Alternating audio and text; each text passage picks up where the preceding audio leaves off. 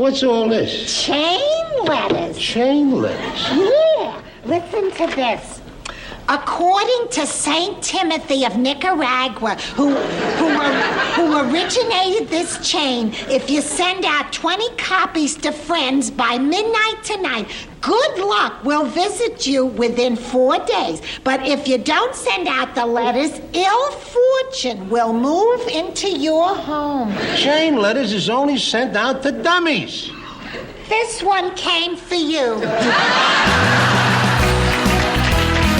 I just wanted to let you know about my study group. Oh, don't be a fuddy-duddy. I'll be your study buddy. I'm about to embark on one of the great challenges of my scientific career. This work right here is going to change history. I think this is going to be our greatest mission. I don't have time to study. I'll never get into Stanford. I got big plans for you tonight. I got maps, I got charts. I got to see you through this because my credibility is on the line. It's at this point that you'll want to start taking notes. Welcome to the Sitcom Study, the podcast where we contemplate the TV shows we grew up with and search for the truth and wisdom within the tropes and cliches. And Amy, what is the trope we're talking about tonight? Well, I'm going to need you to go and get my correspondence box and make sure we have stamps, because I just got a chain letter and you better believe I'm sending it out. Chain letters. This came about because we were going to do Superstitions as a sitcom trope. And as we were gathering episodes, we started to sort of subdivide them and saw that there's lots of sitcom characters that get superstitious about finding some sort of Aztec trinket or something in a thrift store or whatever. Yes, some very questionable mysticism that people... Cultural stuff going on there. But then there's lots of sitcom episodes that deal with superstitions vis-a-vis chain letters. Right? Yes. So I feel like this is something younger people might not even know what this is. I feel like this definitely survived the digital age in early email. And then has there were email chains. That was I remember when that kind of happened when I went away to college and everybody got an email address kind of all at the same time. When that was sort of the only way to communicate. And then with social media, there's been all kinds of other dumb fads and trends for people to jump onto, and these have kind of gone away. Right. So instead of chain letters, today's kids have the cinnamon challenge and the all these other things, these TikTok trends that they're trying to do, get right? Passed around. So, but you don't have to do that and then, I guess sometimes you do. You have to do it and tag other friends to make them do it. There's lots of stuff like that. But so why don't you explain what a chain letter is and whether you have For all those little kids out there. And just if you have any experience with this or if you've ever bought into it. Absolutely. Okay, so I 100% got a chain letter at some point in elementary school. And I remember saying to my mom, we got to do this. And she was just half the characters in our shows, you don't need to do that. None of this really comes true. But if you want to send out the chain, you can, but there's no bad luck coming your way. There's no curse on this chain letter. The ones that she absolutely wouldn't let me do are the ones that are a total scam, like the one in The Facts of Life, where you're supposed to send money to the person on the list. And I was like, but Mom, if I send it, then I'll get money back. And she was like, no, you won't. You absolutely will not. So that was a big no-no. But yeah, I think I probably got halfway through maybe sending out some chain letters. I've never had good follow-up with correspondence. Yeah, I don't think I had even heard of these things until I was a teenager. A chain letter, in case you don't know, is just these letters that would come in the mail that say it's a chain because it's this has been sent from this person to that person, and there's always some crazy story. Yeah, if you break the chain, and we'll see this through all of our episodes, there's some sort of bad luck coming your way. Yeah, the chain being the sending of the letter from one person to the next. To either 10 people or 15 people or 20 people or whatever. So it needs to be this exponential thing. And there was always this story within it of the last person who broke the chain, this is what happened to them. Yeah. Like, I knew somebody who broke a chain once and they got run over by a car, you know? Yes, and it'll be a unanimous, trope within the trope that all of these sitcoms will begin with some cautionary tale within the chain letter. So what are our shows? What did we watch? We watched All in the Family, Season 6, Episode 6, Chain Letter, The Facts of Life, Season 5, Episode 13, The Chain Letter, Home Improvement, Season 1, Episode 19, Unchained, Malady, and Third Rock from the Sun, Season 4, Episode 16, Superstitious Dick. Yeah, so we've talked about All in the Family once or twice, but once again, we've got a late episode. This isn't going to be quite as wacky as the Doppelganger one that we talked about. This was a great episode. But we're in season 6, and so... I mean, you say late, but this is kind of like still in their, still in their golden times. This is, I think, season 6... I might be wrong, but I think season 6 is when they dealt with Edith potentially having an abortion. But yeah, so we're getting, right off the bat, Edith is reading this thing in the mail. It says something about, the last person that didn't do the chain letter was eaten by a tiger, right? And that's going to be the sort of recurring joke.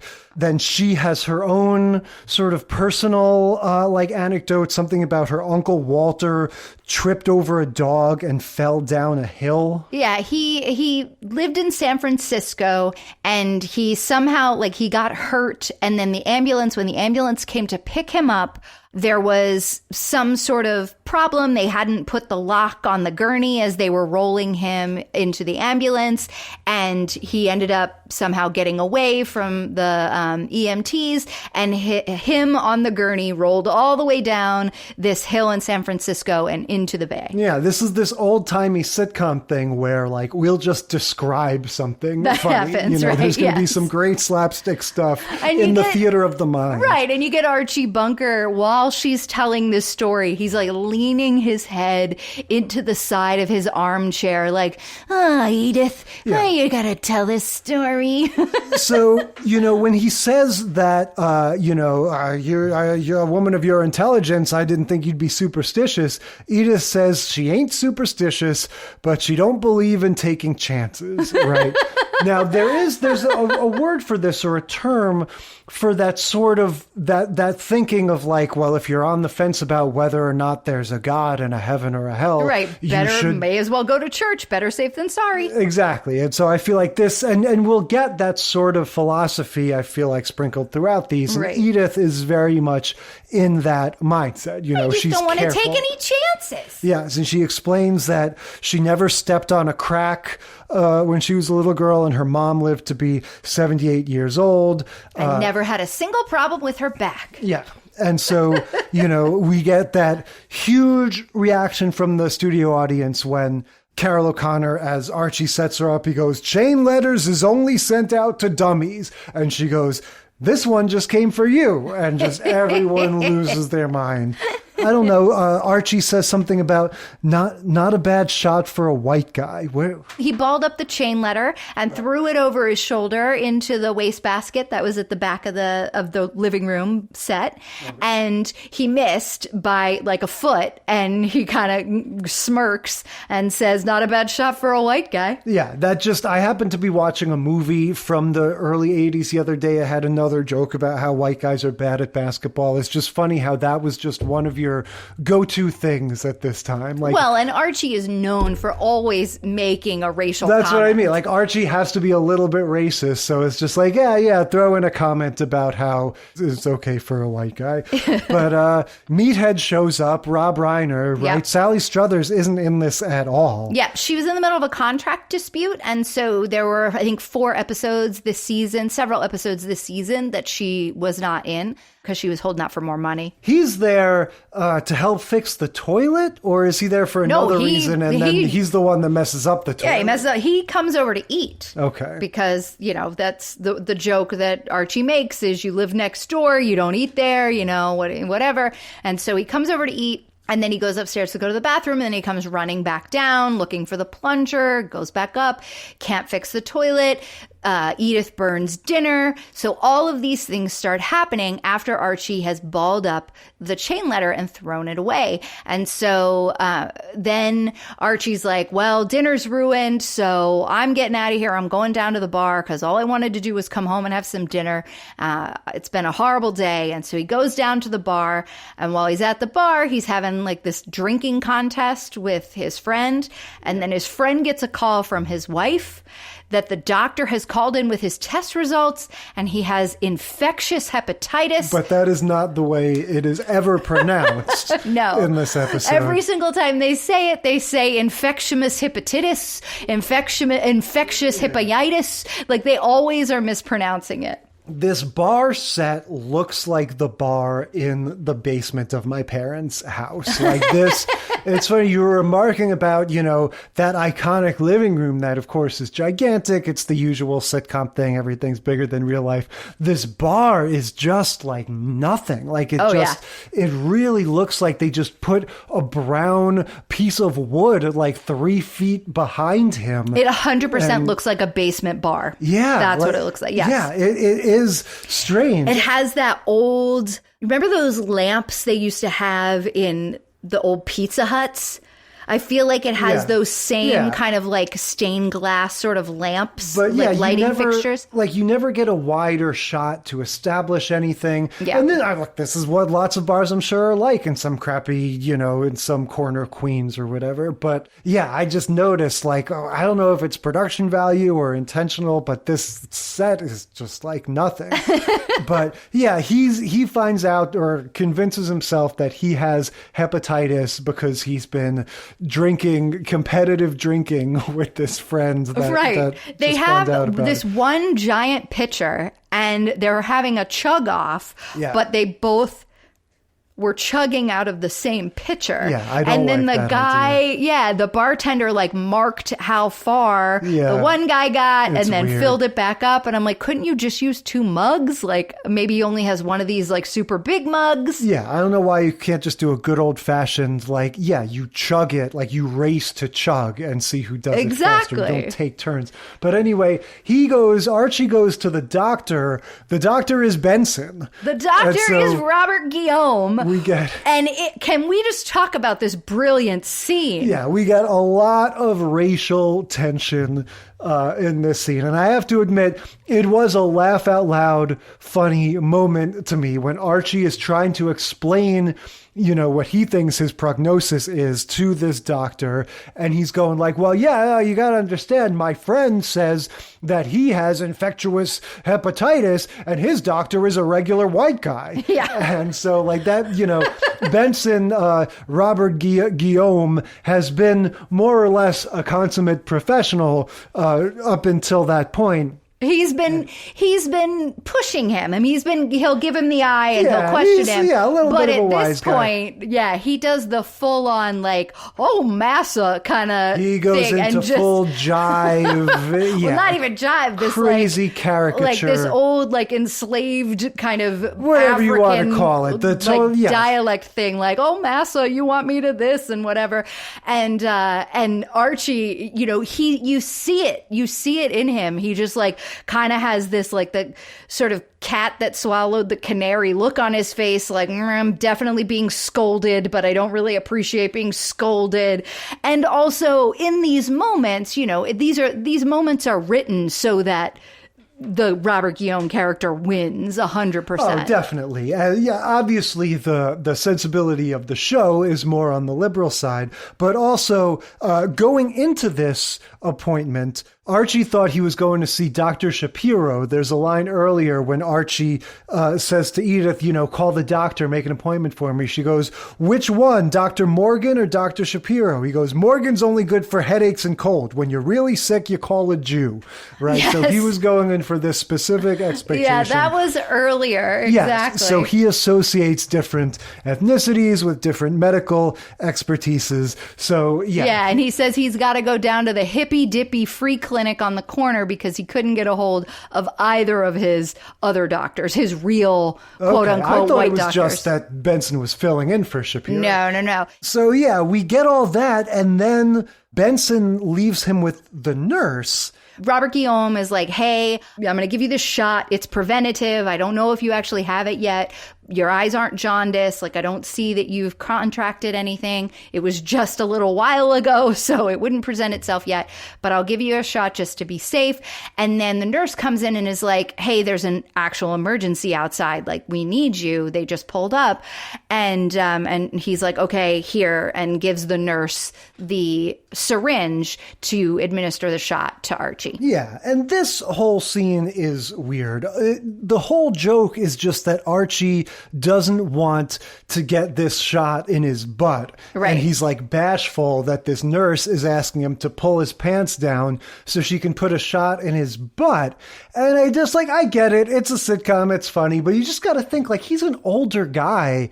Like, as a nurse, he's the whole thing, like, he's shocked that the nurse is doing it instead of the doctor. And then he's just uncomfortable in general. Like, which I relate to an you. extent. But that's the thing. I relate to the being uncomfortable with it. I don't relate to the surprise and confusion. Like, I understand perfectly well, this is the kind of thing that nurses ask you to do all the time. And I just, like, a guy in his 60s or 70s being like, whoa, wait a minute. You want me to pull my pants down? Like, it just didn't track to me. Like, you would think this guy probably goes to the doctor all the time. No, like that's the point. I think he's like you. He never goes to the doctor, and he's like, ugh, I don't really want to do this. I don't know you. I don't like this. This is very uncomfortable.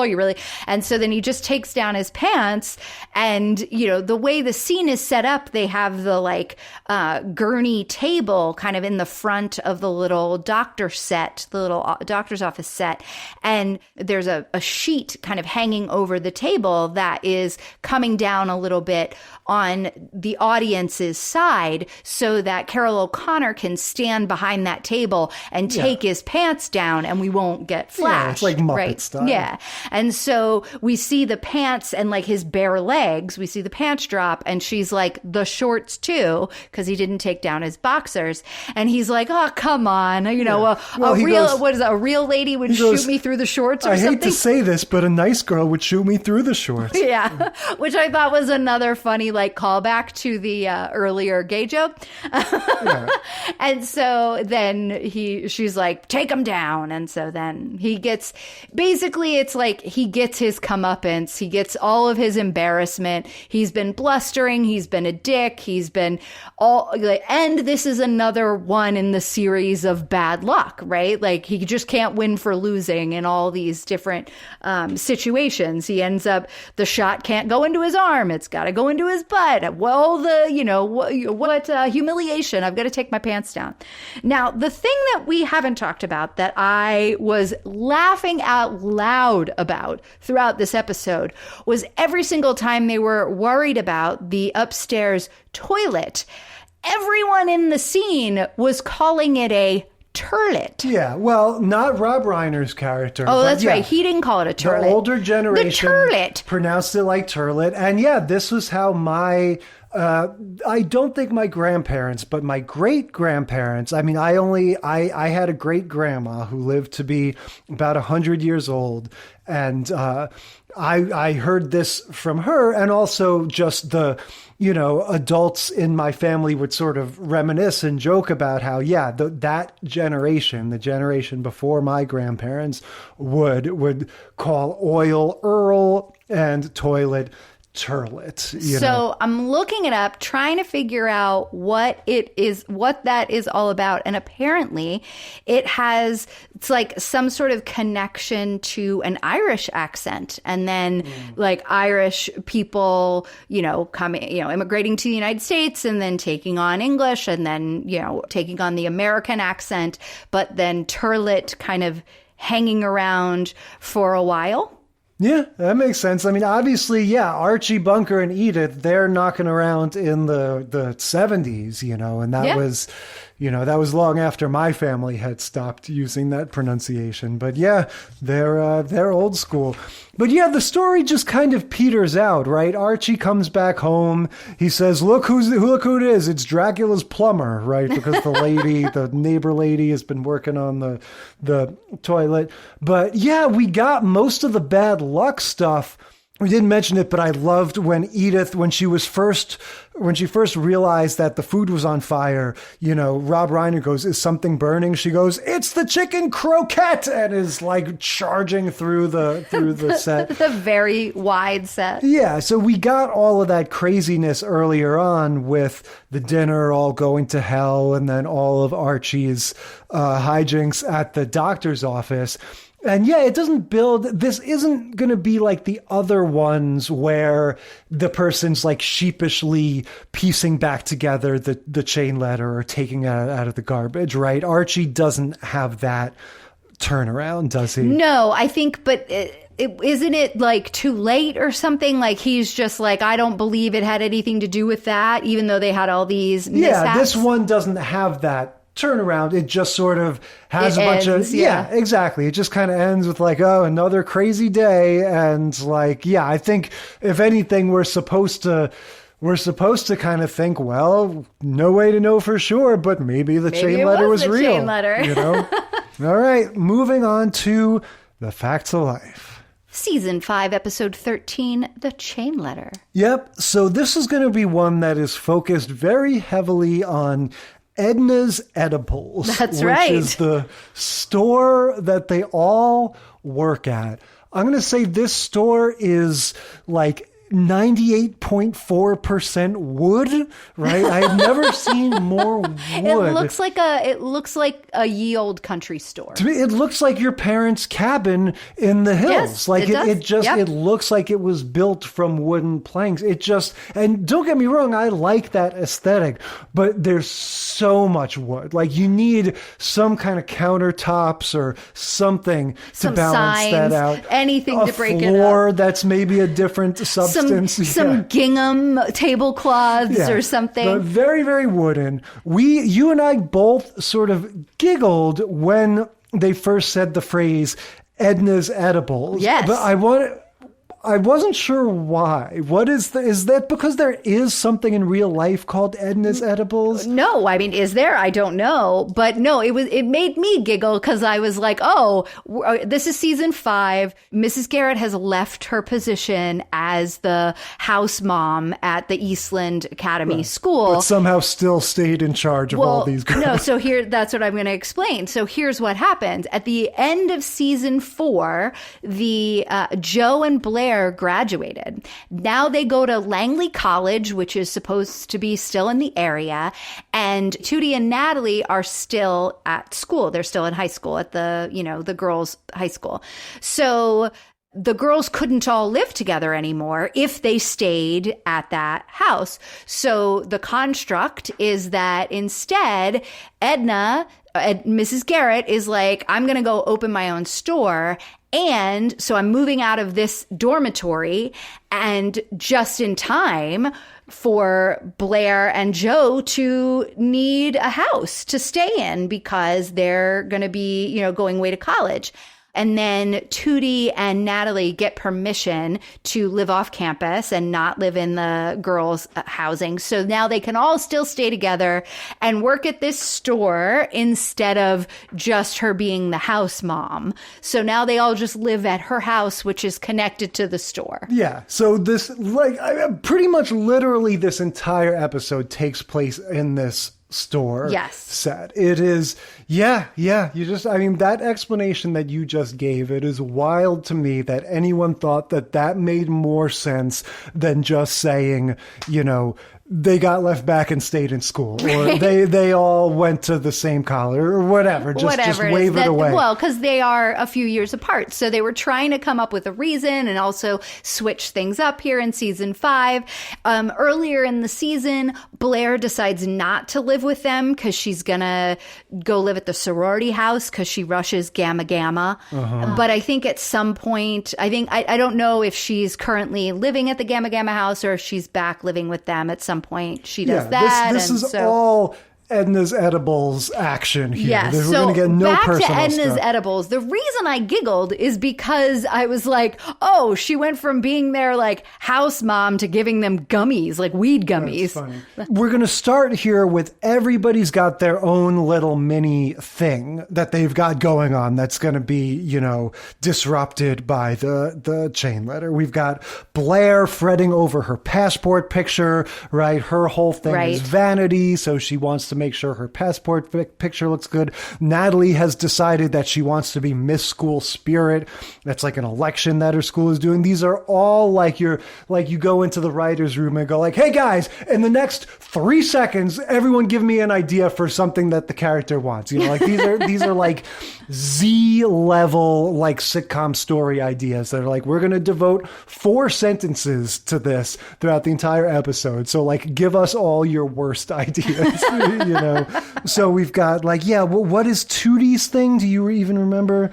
Tootie is doing a science project where she is raising fruit flies for her genetics project, and she is trying to allow them to gestate and then hatch, and then she wants to see how many of them have long wings, short wings, red eyes, black eyes. So Tootie's thing is actually going to be significant and play into the rest of the story more than the school spirit thing. Yes, but the others are just distractions so that the girls can't do what Mrs. Garret needs them to do. And also that they have something that they're hoping for that, like I said, gets messed up by their alleged bad luck. But so their chain letter comes. We get the same scene we get in all of these episodes. Here comes the mail. Oh, look, it's a chain letter. This is the chain of gold.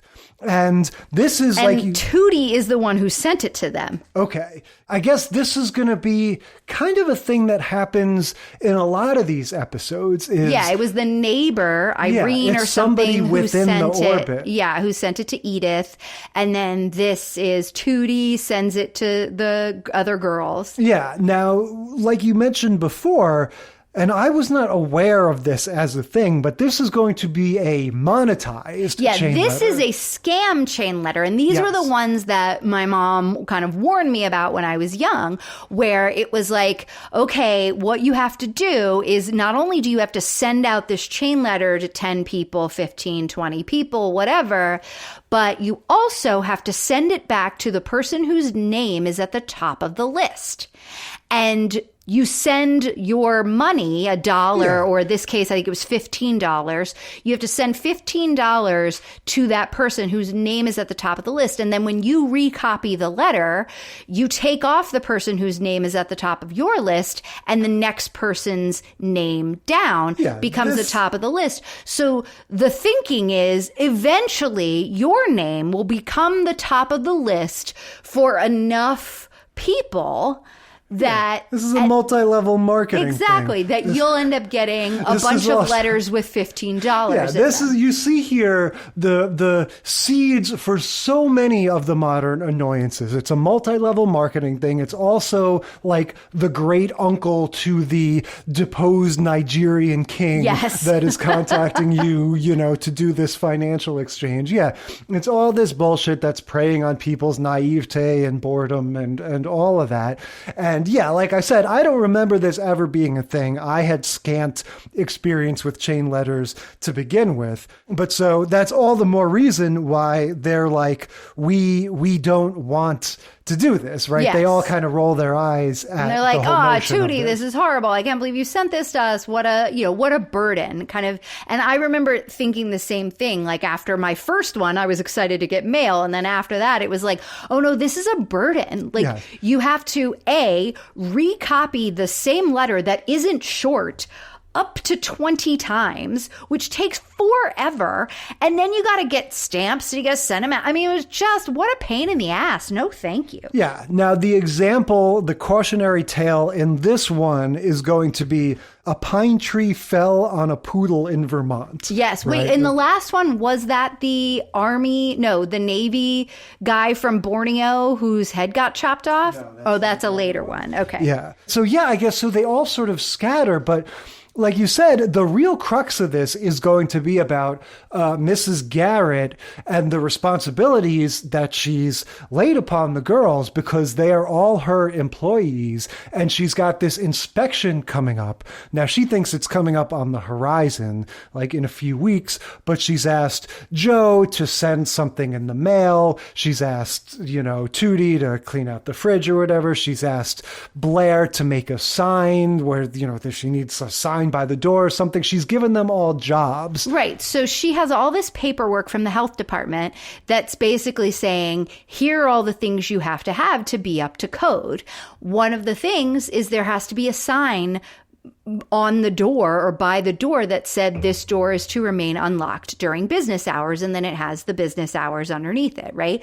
And then Tootie has been keeping her fruit flies in the refrigerator so they can do their thing, and she's supposed to do her science experiment and then get rid of them.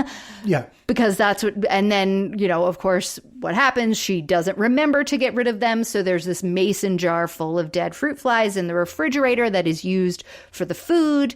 Natalie is supposed to line the pasta barrels. So they have these big wooden barrels because everything's wooden. And that's where all of the dry pasta is. And you can scoop your fresh pasta or scoop your dry pasta and take home as much as you want.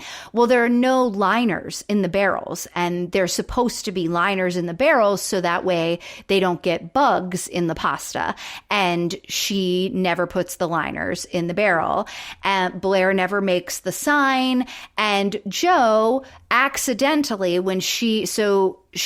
something happens after she throws away her chain letter, right? Yeah. Well, what happens is, so backing up a sec, we're setting up that they all have their responsibilities to Mrs. Garret. Right. Right. And then the bad luck starts happening to them. Like Blair breaks the camera when she smiles. Yes. Her passport picture, the camera breaks. So she has to reschedule her appointment for another day, which is why she can't make the sign, because she keeps doing these things instead. Right. And so everything's starting to go wrong. And so Joe is doing her homework on a typewriter. No, Joe lies and says she's doing her homework. She's doing the chain letter. She's retyping the chain letters because something happened to her at school that day. Oh, a black cat ran in front of her motorcycle. She swerved to miss it. And she says now her motorcycle has a bad nose job and she needs to raise money to fix it. And she is like, well, this only happened because I didn't do the chain letter, so now I'm doing the chain letter. Right. So while she keeps telling Miss Garret, I'm sorry, I can't do what you need me to do. But so Mrs. Garret asks her, all right, well, whenever you're finished with your homework, because that's what she said she's been doing, whenever you're finished with your homework, will you please mail this letter and, mail these papers back to the health department for me? And Joe's like, absolutely. It's here underneath all these. Don't worry about it. I got it. She doesn't want Miss Garret to see that she's not working on homework. She's working on a chain letter. So she shoos her away. And then we see that these papers to the health department that have all of the, yep, I've been doing all the things I'm supposed to be doing. I'm registered and whatever. That is all mixed in with the chain letter stuff. She grabs the papers from Mrs. Garret and kind of shoves them into a pile in the corner. No, they're already under. Table. They're already under this pile, and she's like, she's trying to hide. She's like, yeah, Miss Garret, they're right here. So she's just trying to shoo her away. So then there's a break in time, right? They go to commercial and they come back, and it is now a couple weeks later, it's definitely sometime later, because the health inspector shows up. Well, he shows up early because of what Joe did. Right, but we understand that it's... There's enough time for the mail to have gotten to him. Exactly. So, and we're meant to understand that it's at least a week later, because Blair has been back to her second photo shoot. And that was taking place because she had to reschedule because she broke the camera. Natalie has lost the election for school spirit, and the fruit flies experiment is over, and they've all died at this point. So we're far enough in the future that those things have all happened. So it's at least a week later.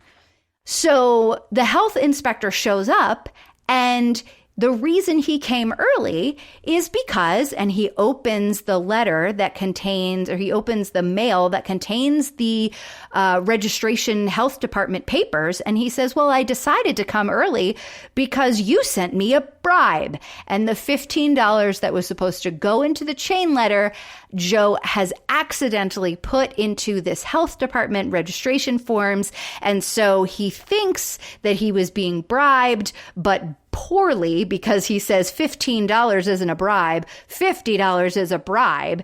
And then he's like, I know what you're trying to get away with. And then immediately starts citing them for everything that hasn't been done. And Mrs. Garret is going to pieces because this is a big deal. Like, this is her business. She has quit her job. Her brother is the one who's financing this whole venture. And these girls are working there, you know, for free, basically, just so they can have room and board. And they've totally let her down. Yeah, all the things that she was talking about before, you know, it all comes back to roost. The barrels don't have their linings. There's no sign by the door. The refrigerator is full of 3,000 dead fruit flies. The inspector is able to somehow quantify that. So yeah, so he comes in and sit downs, and he becomes like jolly as he's like writing them up, and it's just like, okay, so this is going to be at least $200. No, he says $500 in fines, and that is like, they are, I mean, literally, Miss Garret is just like, she's silent and staring. She's like catatonic. Yeah, she really, this performance is like, yeah, she really sells the like anger, just the like seething, quiet, like burning contempt. And not even, I feel like that, I feel like she's just so disappointed. She's just so, she's like, I've made all the wrong decisions. Like, she's like beyond mad. She's not even mad. She's just like, I have to go a different direction. I can't trust you. Yeah, she's just like, you are children. You are not responsible. Yeah. I need to get some real adults in here. And so she vows, she's like, I'm going to put an ad in the paper. And like, you guys just like, fuck off. And basically, she's not, but that's what I'm saying. They're like, aren't you going to yell? And she's like, no, I'm beyond yelling. No, that's what I'm saying. The performance, yes, is just quiet, restrained, and just like, no, this is the time for action. And we get, you know, the whole resolution of this is sitcom-y as hell. It's so quick. It's like they spent all the time setting up all of that other stuff and the chain letter thing. They can't and give the us whole... a single, like, Mrs. Doubtfire style, like, straw man, you know, or even applicant. just like a quick, you know, we get what happened, like a quick, like, carousel of, you know, characters coming through and having a bunch of, like, short little shots, even if they were silent because they didn't want to pay people. Yeah. None of that. We come back from commercial. Mrs. Garrett's on the phone. She is basically telling an applicant who's called in response to the ad that she's had an overwhelming response, and so she's not taking any more applicants. We don't see any of this. We just take Mrs. Garrett's word for it. On this phone call, she says like, yeah, sorry, there's so many people to interview that I'm not even scheduling interviews anymore. Right. You know? But that all happens somewhere that we're off not camera. We never see. Yeah, what we do get is, oh, knock, knock, knock, excuse us, Mrs. Garret. And we get all four or five of them. 4 girls showing up in the most 80s professional attire outfits ever. Yes, they all have their different take on like what it is to be a serious-minded, like professionally dressed Every woman. one of those outfits lived in my mother's closet when she was a teacher in the 1980s. My thing in general, I feel like I say this every time we do Facts of Life. I thought that Jo was a biker girl. She is.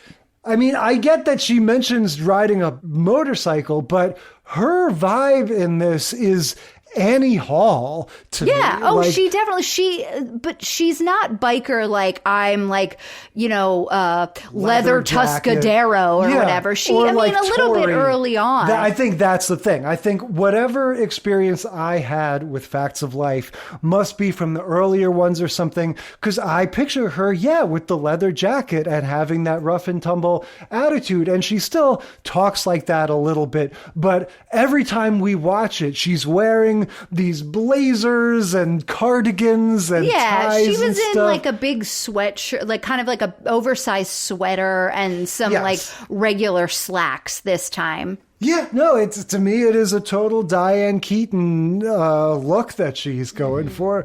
But they're all dressed in this way to signify, like, don't worry, Mrs. Garret. Now we're serious. We're very serious. We're grown up. They bring Blair has like one of those big portfolio, like folio kind of briefcases that isn't a briefcase. It's like bigger, like you're carrying. It's like artwork. an art student would have on the subway. Right. And she's got that. And then out of that, she produces one resume for all four of them. Yeah, she goes, here's our resume. And Mrs. Garrett's like, one resume for all of you? And they're like, yeah, we're a package deal. So already, right? You nailed the outfits, and yet you couldn't have the professionalism to make your own resume. Because they're not in competition. No, it's one for all, right? They're not trying to like outdo each other. But it also speaks to the fact that like between them, they have one person's worth of experience. Exactly. And the only thing on their resume, even though others of them have had other jobs throughout the series, they just have Edna, Mrs. Garret, as their one reference and their one work history. Yeah, that's it. And that's going to be their sort of segue. They do that dumb sentimental sitcom thing of sort of like talking about her in the third person and going like, well, our reference is somebody very special. We let her down, but we're hoping she forgives us. Yeah, and she's like, I'm not going to pull any punches. I'm going to interview you girls just like I would anybody else. Tell me what happened at your last job. And they're like, well, we got fired, but it was our fault. Yeah. So they basically forget about the chain letter thing. I feel like, I don't know, if we're supposed to understand, like, this was it part of the girls' immaturity? Like, is it that, like, they paid attention to the chain letter instead of doing their work for Mrs. Garret, and part of them being immature and careless was messing around with the chain letter? No, because only Joe and Tootie do anything with the chain letter. Tootie sends it to them, and then Joe is like, oh man, I gotta send him out. And then Blair's like, oh yeah, I sent mine out the other day. Better safe than sorry. That's her attack. So it was still something that she did instead of painting the sign. Right, but it was off camera. It was like, it was not I'm a just trying focus. to wonder, is the show suggesting that the chain letter might have caused Blair to break the camera and Natalie to... No, because they had all sent them out. But not the first time, right? I thought that was the reason why Natalie lost the election and Blair broke the camera, was because... And why Joe got into her accident was because they had ignored the chain letter. All that stuff had happened. And so then they decided to send it instead of doing the stuff they were supposed to do for Mrs. Garret. I thought Blair said, oh, I sent mine out days ago, better safe than sorry. So the camera breaking thing was... Are you sure? Then why did that happen? Like, why would that make... that she would not be available again to do the thing for Mrs. Garret. Yeah, I guess. I feel like the chain letter thing was only there to set up the accidental bribe. That's the only reason it was there. I don't think it was trying to like show us that bad luck was actually happening in the way that it was in All in the Family. Yeah. I don't know. I think it's debatable. My memory is fuzzy, but just the fact that the whole middle of the episode is devoted to them all having these little mishaps, to me means that maybe it's like placing some power with the chain letter. Yeah, well, but Tootie did send it out right away. She didn't really have a mishap. She just made the biggest mistake of all by leaving the fruit flies in the fridge. Yeah, that's true. Okay, let's see how this all plays out. in the next show, Home Improvement. Season 1, Episode 19, Unchained, Malady. Yeah, we've talked about Home Improvement a couple times. I don't know, even though it's kind of dumb, and I definitely am not the biggest Tim Allen fan, I always kind of look forward to it a little bit whenever we've got Home Improvement on the slate. So I won't agree with you for any of the other episodes that we've watched, but here in season 1, this was a fun one, and I was like, okay, this is charming enough. Now I kind of understand why it lasted for as long as it did, because at least like this season or this episode that we're watching in season 1, I enjoyed it, and I remember being a kid kind of liking the show and thinking it was pretty funny, and I'm like, all right, well, now I feel less bad about my decision making back then because this one was not bad. It was a good one. Yeah. I mean, good one in quotes. Yeah. I guess one thing that's a little better in this early one, I remember noting last time that the Taylor family had per capita the worst hair. Only one mullet this time. Yeah, they haven't become a full family of mullet heads. Yeah, the kids are young and cute. Yeah, and I forgot about the mom from Boy Meets World being in season 1 as her face's She's like best Jill's friend. Yeah. So yeah, the beginning is going to be the two of them kind of teasing Tim. He says something where he's annoyed by their estrogen humor. He goes, Yes. this must be your estrogen humor. Right? So we get right off the bat, like, oh, right, it's Tim Allen. This is all going to be about how women are crazy. Right, but he is 100% the butt of every single minute in this episode. Yes, but in that special way that like makes him sort of lovable. Yes. So what happens with this one? Who gets the chain letter? Is it him or Jill? Al sends it, so it was to Tim. Okay. Yeah. The next day, Al perks up when Tim mentions this chain letter. Yes. He says that he's been having good luck because this morning he won a shovel on a radio. And then Pamela Anderson, because we're in season 1, so she's still on the show. She comes running in and she's like, I just found out they need to, paint my apartment or fumigate my apartment. Al, can I stay with you tonight? And he's like, sure. And then he looks over at Tim like, see, good luck. Whereas Tim has gotten the chain letter that morning or the night before and goes on a tirade about how they're the stupidest things ever and nobody would ever do them. And Jill and her friend are like teasing him about it. And so they're like, fine, we'll just throw it away. If you don't want it, we'll just throw it away. And so they throw it into the trash.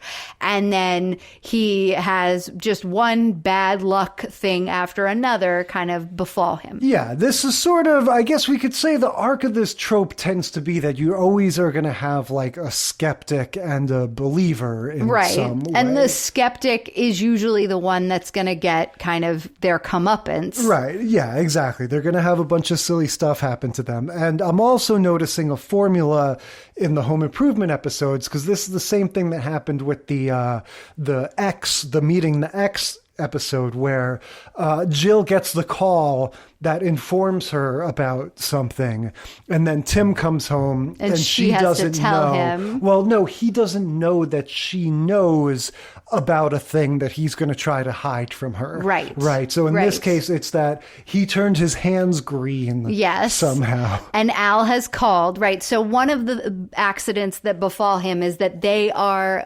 working with green dye for something on the show, and we see them mixing it in the scene where Pamela Anderson is like, hey, I need a place to stay. And then we are back at the Taylor household, and Al has called to tell them Tim has dyed his hands Hulk green. Yeah. And he comes in and he's got his hands inside the jacket, the pockets of his bomber jacket, and will not take them out. Yeah, it is that same exact dynamic as the other one of, did anything interesting happen at work today? No, normal day, and just him trying to hide from her and her trying to keep from him that she knows. The friend is trying to like get a hug from him and he won't take his hands out of his pockets. And then Jill grabs a basketball and she's like, catch! And it just hits his chest and falls off because he won't take his hands out of his pockets again. Yeah. And then she's like, come on, come off it, Tim. Al called. And he's like, oh, why didn't you say something? And he takes the hands out and they are green, like Hulk green. He starts talking about how he's going to have George Foreman on the Tool Time show Yes. the next day. And we get, more of this humor of the women not knowing about sports stuff. Like Right. there's nothing, lots of people don't know about sports, but it's this lame joke of like a woman is always going to say the most wildly wrong thing When if it you comes ask to her, sports. yeah, like if you ask her in this case, who George Foreman is, she's not just going to say, no, I've never heard of him. She's going to say, oh, he's the leading pitcher for the Dallas 49ers swimming football team. Like, they're always Yes. going to say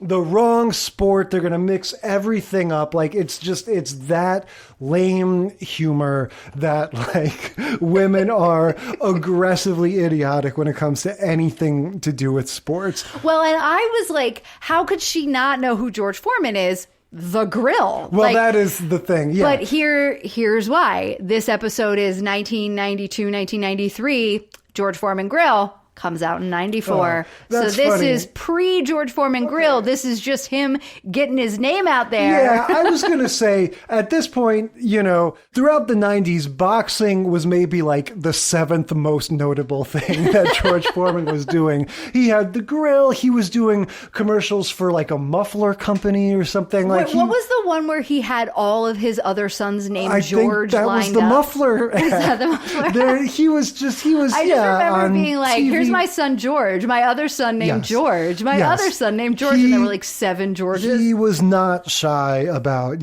showing up on camera. And so, he was just all over the place. And this was one of his many appearances. So he does the next day, he shows up on Tool Time. And that's Tim's reasoning for saying, I'm not having bad luck because I didn't do the chain letter. This is, George Foreman has agreed to come on the show. So that's good luck. I don't believe in this chain letter. So he and Jill get into some sort of, silly argument, not a real argument. She's saying boxing is just for dummies. There's no like that's a stupid sport. It's just idiots hitting each other. And he goes like, no, boxing is an art. It's a science. It's all about strategy and like knowing you're the right not going to moves. be able to yeah, get he goes, a hit look, in. I'll show you. You try to punch me, and you won't be able to because I know about boxing. And so I think that's what it was. And it's almost kind of flirty little. Like, yeah, they're having a good time. Like she wasn't really gonna, hit him hard or whatever. And then Mark has been trying to learn how to blow a bubble with bubble gum. And he comes back downstairs after having gone upstairs to practice. And he goes, look, I blew a bubble. And Tim turns and Jill clocks him. And so he gets a black eye. So that's part of his bad luck. Right, That's part that's of the part of the recipe bad luck. of Exactly. everything. Because by the time he has to show up and be on camera the next day, which I was going to say before they even got into that, like, what are you doing? You don't dare your wife to punch you in the face if your job is being on camera. Yeah, all but day. that's the thing. It's hubris. He so thought that it wouldn't happen. Right. Or at least you give her boxing gloves, which they do later. They do later on, exactly. Yeah, so by the time he's on camera, he's got a black eye, he's got green hands, and George Foreman comes, and they're going to build a staircase. This is one of their little, like, ready-made Tool Time things. Right. And this is where the storyline about Randy and the jumping the ramp thing pays off, because Tim asks George Foreman, have you ever encountered a challenge that you couldn't face, that you couldn't meet? Right. And George Foreman tells him, like, a man must know his limitations. Yes. And so that sort of changes Tim's tune of like, oh, okay, so Like you mean... you don't have to do everything Right, you're you don't have to dared. accept every single dare. Yeah, it was very unconditionally. Marty McFly, his response at first. Yeah, exactly. And so, yeah, he goes home. He talks to Wilson. Well, so wait, though. He at this point is feeling like the bad luck has been a problem.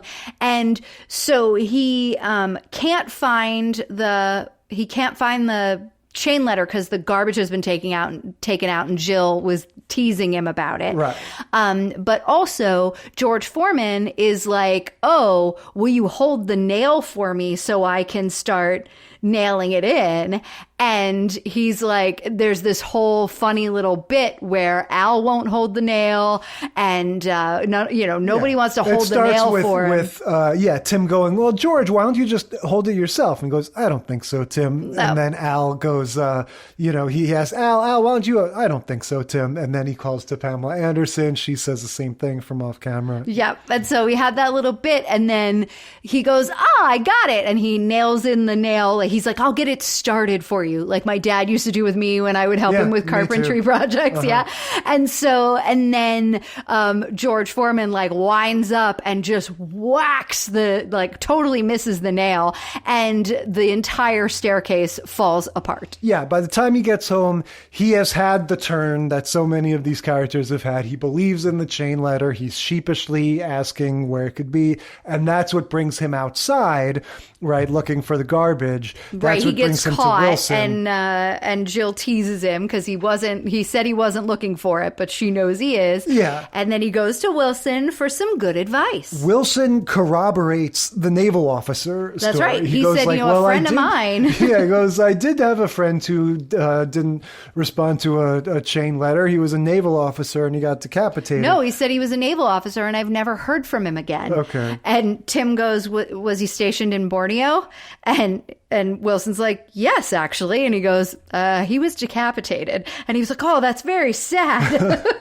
But so Wilson sort of gives him this idea that the bad luck could be kind of a self-fulfilling prophecy, right? He sort of says this idea that people kind of make their own luck or lack thereof. If you're thinking about it, then it's manifesting kind of a thing. He's like, but if you want to like ward it off, right, here are some things you can do. Yeah. So then he sort of gives him, and perhaps these are meant to be sort of like psychosomatic, And doesn't placebos. he say that though? Doesn't he say, if you want to change your mindset, sometimes these talismans and trinkets will work to change your mindset. It's all in your mind, but if you need something to trick your mind, try these. Yeah, so he gives him garlic and wolf's bane. Yes. Right. And says, I need the garlic back because I'm making a salsa or a pesto later. Yeah. Jill eventually suggests that the bad luck wasn't the chain letter, it was his empirical clumsiness. Right. So we get a really nice scene where Tim has had this kind of, come to an understanding about a man needs to know his own limitations. So now he's going to pass on this sage George Foreman advice to Randy. So Randy had a brand new bike, and this jump from this 5-foot tall ramp destroyed the bike. And so he was trying to hide it. Of course, he got caught. And now he and Tim are in the garage trying to fix this bike. And Randy's, thing at first was like, man, like it was the bike's fault. Like the bike couldn't take the ramp and it wasn't the landing that messed it up. Like I had the jump solid. I did great. I didn't land poorly. The bike just couldn't handle it. So we got to like fix up the bike. Dad. And so they're out there, they're fixing the bike, and they're having this like, father-son conversation. And Tim sort of turns and starts giving better advice and saying a man needs to know his limitations. So he sort of finds that middle ground between his like hyper masculinity, toxic stuff with what both George Foreman and Jill are saying. Yeah. And then, Jill points out that he's just empirically clumsy. Right. She's been keeping a list. She's like, I've been thinking about this. And she has her notebook. And she goes, in the past 3 weeks, you've done this, you've done that, you've done that. And she lists all these things. She's like, this isn't bad luck. all of this happened long before the chain letter. You're just clumsy. Correlation is not causality. This is at the heart of so many arguments, whether you're talking about, just so many things in politics and science, whatever. It's like, it's just that like Occam's razor thing of like, no, a lot of times like you're adding a narrative onto something that's even simpler than you're making it out to be. It's not bad luck from a chain letter. You're just clumsy. Yeah. It's literally just same as it ever was. But yeah, in terms of tracking the trope, like I said, we get that same arc of the sort of skeptic rolling their eyes at the chain letter, and then the sort of series of unfortunate events that happens when you ignore it. And then again, like the facts of life, it ends up being beside the point, the facts of life ended up being about Mrs. Garret and the girls taking responsibility. This ended up being about Tim going from like a man must face every challenge to a man must learn his limitations. Right. And the chain letter is, just sort of like a fun little sitcom-y gimmick, basically, to kind of hang on to the episode. Yeah, to give a reason for all the silly, crazy things that are kind of constantly happening to Tim. And so then it ends with this little, they're trying to revisit the boxing lesson between the two of them, and this time they have boxing gloves, and every single time he's like, all right, you're not going to be able to get a hit in, here's what you gotta do, and she's like, oh hey Randy, and then boop, she taps him, and then like she's like, every single time he tries, she just distracts him and he falls for it. Every time. He's like, well, no distractions. You can't try to distract me. She's like, okay, I won't. Oh my gosh, my hair. And he's like, oh no. She taps him. She's like, gotcha again. Yeah. It's funny. What I would say is like, in terms of their relationship, we get a lot of like sort of nice, warm, they're super cute and flirty. Yeah, I really enjoyed it. Just like we were saying the Seavers were in the Growing Pains episode. But on the other hand, her performance, or it's not even the performance per se, like just the casting of her, just the way she is and the way she talks, this more than any other episode, I found myself just going like, what an odd choice. Like this lady, she really sells the mom part. I'll put it that way. Well, exactly. So you like her whole story as an actress. I don't know if it was like the same kind of thing as like what they did with The Office, where they like wouldn't let them get their Hollywood glow ups. They like had to keep their, stained teeth like the rest of us, and, not too much makeup and everything.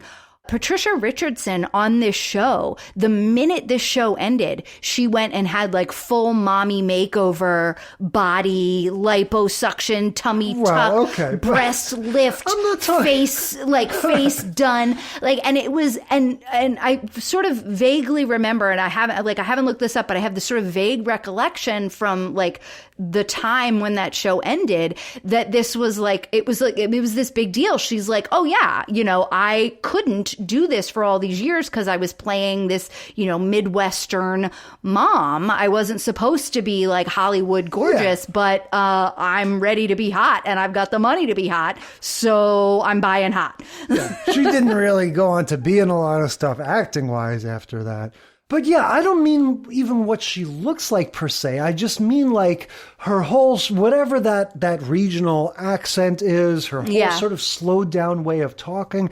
She just has this like, Tim, I thought we decided. Well, it's not even that. It's not, it's folksy, not drawly. No, you're right. It's folksy, but it's also, she's just like, even though they're having fun and I like what's going on with their relationship, she doesn't convey any sense of like spunk or any like youthful energy. Like she very much, for better or worse, she's like an old soul to me. That's interesting. And I was thinking that was more to do with like the weird, oversized shoulder paddock tunics they had her in. Those things don't help, to be sure. But I feel like you could put somebody in the same outfit and just somebody with a different vibe to them would play this a little differently. And to me, she just reads as very like matronly and school marmy. Yeah, in but the that's way. what I'm saying. That's why I feel like there was this thing of that. Like, I feel like there were some character choices made, and she was purposefully like keeping in a certain way because it was like, let me glow up. All right, moving on to Third Rock from the Sun. Season 4, episode 16, Superstitious Dick. Yeah, so we've talked about this once or twice. We at least covered it for our Doppelgangers episode with the Evil Dick storyline. This was not one that I watched a lot. We talked about how this is kind of from that late 90s, early 2000s dark period.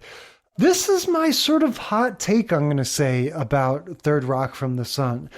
I feel like I don't love John Lithgow as a sitcom leading man. You know, he's such a great actor. Like, he's such a beloved presence. He's been around forever. I remember, you know, my big John Lithgow things are the movie Raising Cain, this Brian De Palma horror movie from the 90s, Harry and the Hendersons. He's the bad guy in Cliffhanger, the Sylvester Stallone movie. Like, he's one of those guys. Same thing with Philip Seymour Hoffman, where he can channel his weird energy into being like a nervous nebbishy guy, or kind of like a psycho, like evil guy. Like, he's got all kinds of different modes. He's a really interesting, engaging actor.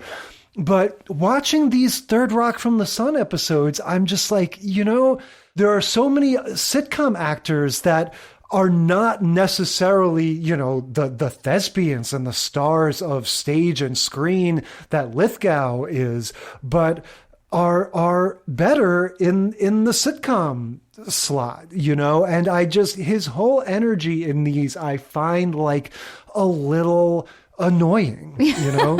Yeah, I mean, he is chewing the scenery. Like, that's the character. That's what he's created. He is an alien, you know, and he is supposed to be like completely out of sorts, but he's this commander. And so he's like way full of this false bravado.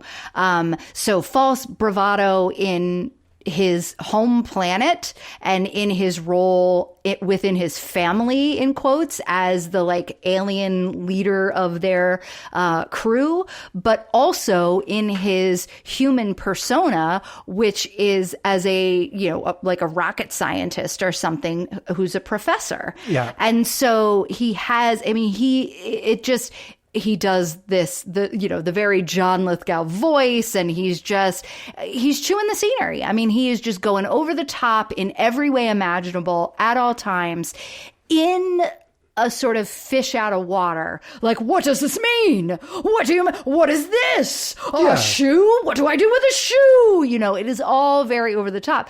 And yes, I think it is annoying because it is like, that's the whole character.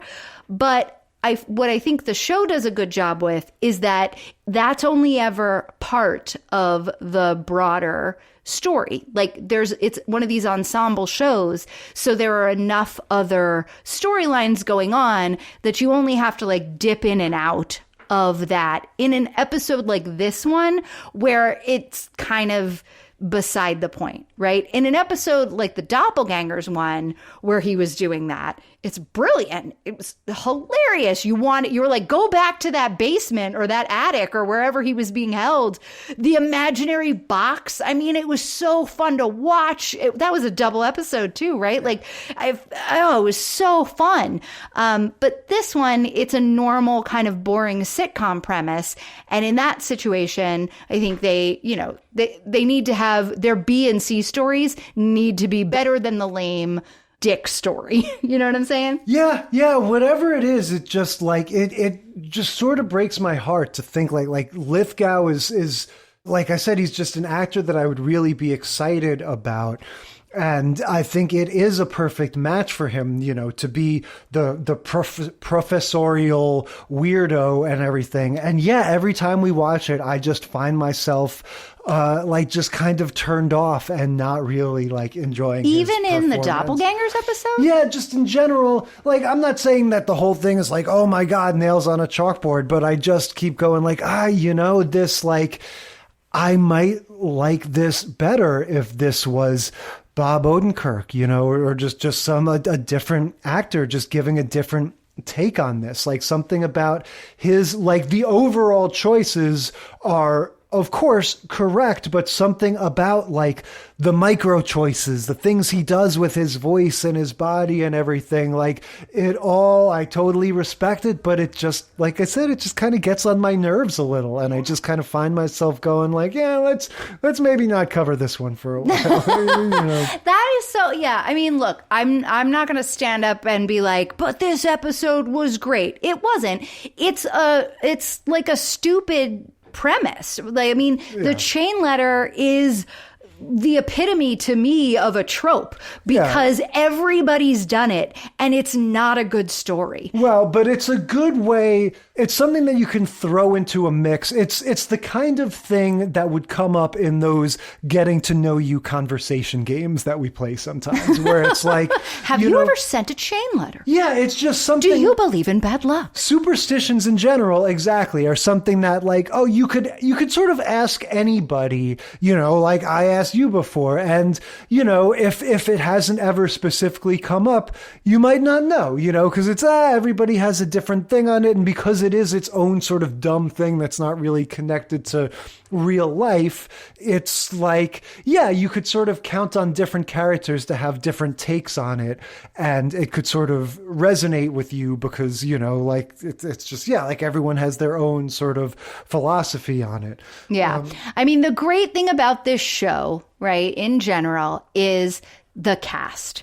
You've got like the extra people, you know, like the recurring characters are Wayne, what's his face from Seinfeld? Wayne Knight, yep, from Seinfeld. He's like a neighbor and an ex-boyfriend of Sally's, and so he's around.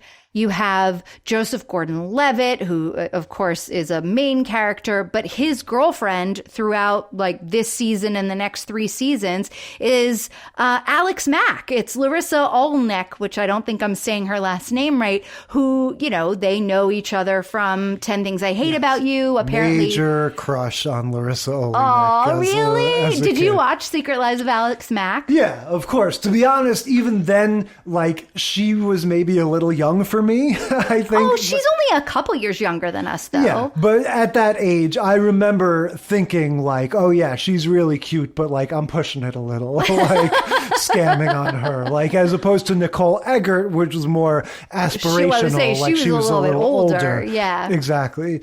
But yeah, she was a big one for sure. I loved that Alex Mack show. I thought that was like, to me, she was the next Clarissa, and she was taking it in the new direction. Clarissa with superpowers. Exactly. And it was like, oh, that's so cool. It's going to be like, I was not the kind of kid that was into any sort of sci-fi superhero-y stuff, but Alex Mack was like my gateway drug into that. Yeah, well, I think that stands to reason. I feel like people that were into that maybe didn't like Alex Mack as much because that was more of a sort of cutesy approach to that kind of thing. She sort of had like every X-Man's powers. Is that what? See, but I didn't know because I didn't know anything about X-Men. I just know she would turn herself into water a lot. I feel like that was her go-to move. But anyway, another supporting character is Jane Curtin as Dick's colleague at the school. And girlfriend, sort of? Yeah, I don't know what their status is currently. I remember the last one that we talked about, they had just consummated their relationship for the first time going into that evil Dick storyline. Yeah. But here, we're going to get the quickest reveal of the chain letter yet of any of these episodes. It's like 15 seconds. I would say they were like in the middle of reading it when the show started, basically. It opens up on them in their office. They share an office. I guess do they both get the chain letters? Because Jane Curtin has tons of maladies and, you know, incidents. She's the one that her. gets she's the one that gets the comeuppance because she's the one that says it's not real, right? So I think you're right. I think they both do get the chain letters. I can't remember, but I think maybe it was their assistant who sent it to both of them. And so Dick is up for this very prestigious grant that he is really excited about. And Dr. Albright, who's played by Jane Curtin, is like, this is ridiculous, immediately balls it up, throws it in the trash. She's an anthropologist. She's explaining all of these different superstitions that different cultures have had throughout the ages and different talismans that they would wear to sort of ward off evil spirits and how it's all hokey. And, you know, what will the people generations from now think about us if they ever come upon these ridiculous chain letters? What will they think about us? You know, they're going to think we're, you know, sideshow, silly, ridiculous kind of simpletons. Yeah. And then she's immediately assaulted by a buffing machine in the hallway. Yes. You know, she goes out and you just hear like, oh my God. And yeah, then she like slips on the waxer and then it hits her and she ends up breaking a rib. And then as she's leaving the hospital off camera, she apparently the nurse is helping her into a cab and the nurse slams the cab door on her shoulder, which dislocates her shoulder. So now she has broken ribs and she's in a sling. And then while she's sitting there at her desk, once again, pontificating on how the chain letters are so bad, the ceiling above her gives way and lands on her head. Yes, that happened to my bathroom once in my Hell's Kitchen apartment. The ceiling just totally spontaneously Was it the bathtub upstairs? I don't know what it was. But Dick declares a family meeting, right? And he explains to everybody what the chain letter is all about. Right. Yeah, I got to think this is like sort of a common dynamic on the Third Rock from the Sun. Like, oh, it's almost like Fraggle Rock. Yeah, you know? They're learning, exactly. They're literally in outer space. Yeah. By coming to Earth. And this is like the new artifact that they're bringing back to their little team to study. Oh, did you know humans do this really weird thing where they believe in this superstition? And Dick is like trying to grapple with, is it a real thing? Is it a real phenomenon? Is there actually bad luck? Is superstition, real? What are the ways that you can confront it? And so then he goes on a fact-finding mission and finds out about Lucky Rabbit's feet. And then his students are in class and one of them's wearing a lucky sweatshirt. And then he's like, don't talk about the lucky sweatshirt or you're going to jinx it. And he crosses his fingers and is rubbing the sleeve of the lucky sweatshirt.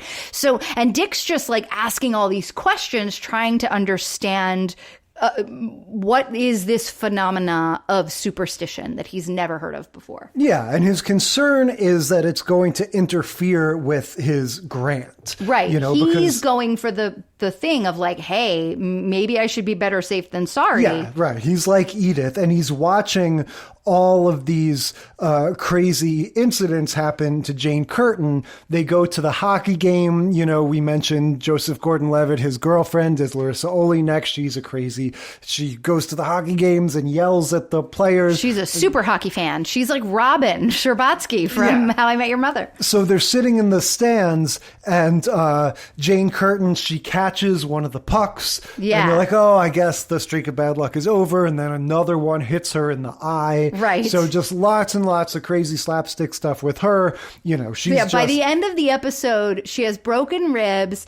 She has a limp. She's in a sling. She has bandages wrapped around her head from where the ceiling fell on it. And she's wearing an eye patch from where the hockey puck hit her in the face. Yeah. And so, all the while, Dick is learning from the students about, oh, I see you have a rabbit's foot. Oh, I see you wear that same sweatshirt every day. So he's learning about these lucky charms in his sort of alien way of, oh, a disembodied mammalian foot is, believed to have powers. Right. Or whatever. So he tries to get a rabbit's foot. He tries to go buy a rabbit's foot and he couldn't find one. So he goes to a pet store and he goes, well, don't tell the pet store people what you're going to do because they won't let you have a rabbit then. And so, of course, that's a funny little anachronism kind of turnabout thing. There's always a few of those in these episodes. But then we get sort of a return of the self-fulfilling prophecy thing. Because what happens is Dick gets the grant letter in the mail. Yeah, right? he gets the letter that says he's a finalist. Yes, he decides that the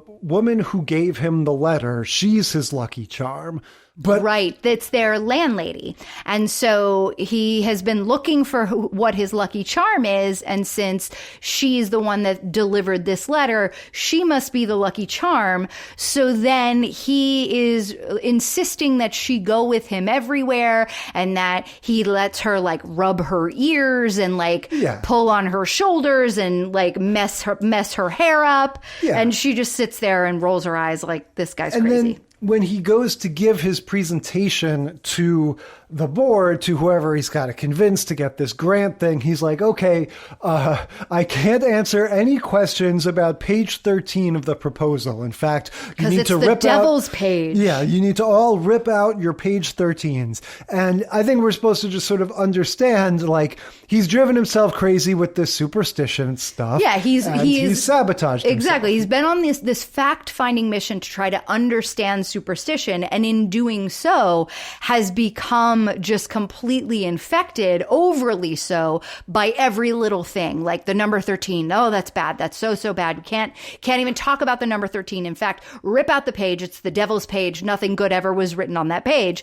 But that's actually one of the pages where the people are like, you made this great point. And he's like, nope, can't talk about it. Yeah. And so he's using his time and energy for superstition stuff instead of what he should be doing. And yeah, he's just being all weird about it. And it is he brings in his landlady and like does his whole pulling on her ears thing in front of them.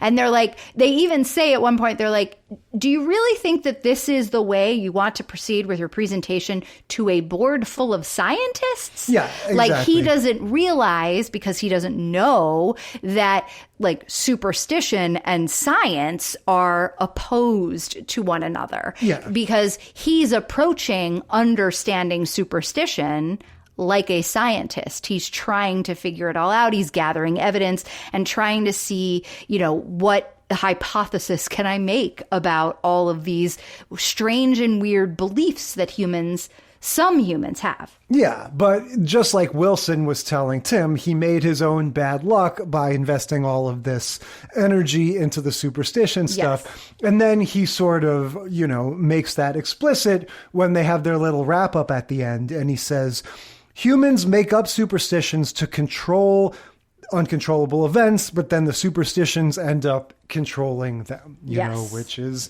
exactly right. Like that's what a way to like tie a bow on all of these episodes. It was like a really good last line. Yeah. I mean, this has all of the things, and in a sense, it's hedging its bet with this one, because you've got the Dick storyline. The John Lithgow character would suggest, okay, the chain letter is bunk. There's no such thing. It's this self-fulfilling prophecy, like we're saying.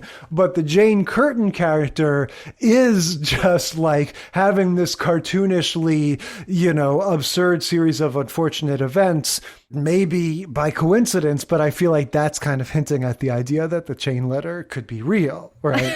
Which I think is something all of these episodes, to one extent or another, they're having fun with it. Yeah, I don't think any of these episodes are trying to say that chain letters could actually really bring bad luck. I think they're just having fun with these coincidences that could make a character feel that way. Yeah, I think that's true. But it's also, I feel like, I don't want to be so condescending as to be like, oh, before, 1998, everybody just believed everything. So like, I do feel but like... you're saying that, aren't you? I just think that this that sense of like, well, you know, better safe than sorry. Like, this is one of those things that like it hadn't totally finished its life cycle of like society coming to understand what a chain letter was and how ridiculous it is. I mean, we all basically did, but yeah, I think there was a moment there where, you know, we took it as seriously as maybe people took like Ouija boards or something, you know, like just I think as people a sort take of Ouija novelty. boards very seriously, I'm more sure seriously some than people chain did. letters. So what do we think? Any overall thoughts? Oh,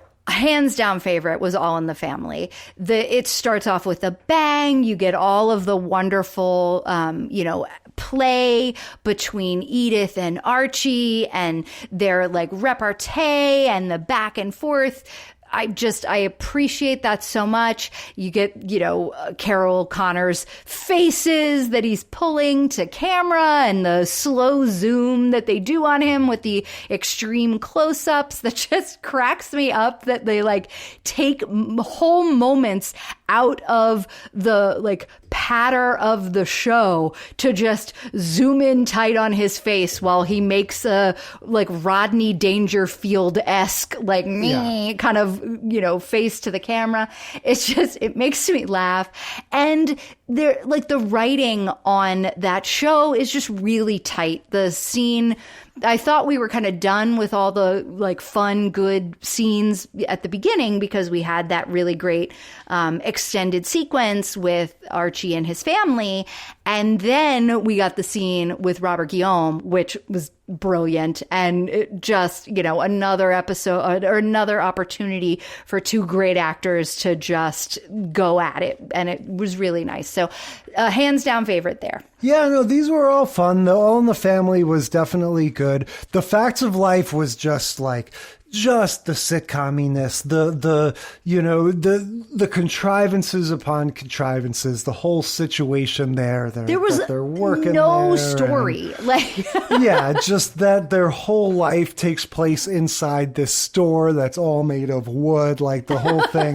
Yeah, it just kind of cracks me up. And the Home Improvement was really fun. I don't know, just like we were saying, that, you know, sort of season 1 Home Improvement, like it's never going to be great, but at least you get that sort of like pure version of what the Tim and Jill, you know, relationship there was more is. charm in it, I felt like, than later on. Yeah, exactly. And yeah, I don't know. I guess this was one where the similarities made it fun, like yes. seeing what all the little anecdotes were about the different letter, cautionary tale yes. and stuff. And then each character who had their, you know, series of unfortunate events. Yeah, exactly.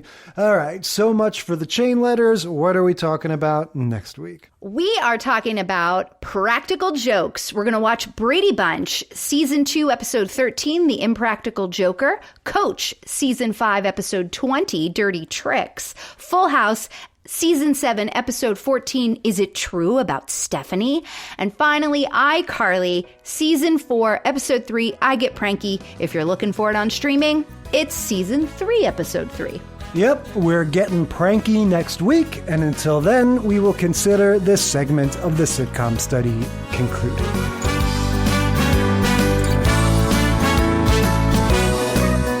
Thank you for listening to the Sitcom Study. Tell us what you think or share your own TV tropes and topic ideas by sending a self-addressed stamped email to sitcomstudypodcast@gmail.com or find us on Facebook or Instagram. And if you like the show, consider leaving a rating or review on your podcast app. It helps us boost those precious Nielsen ratings. The Sitcom Study is recorded in front of a live studio dog.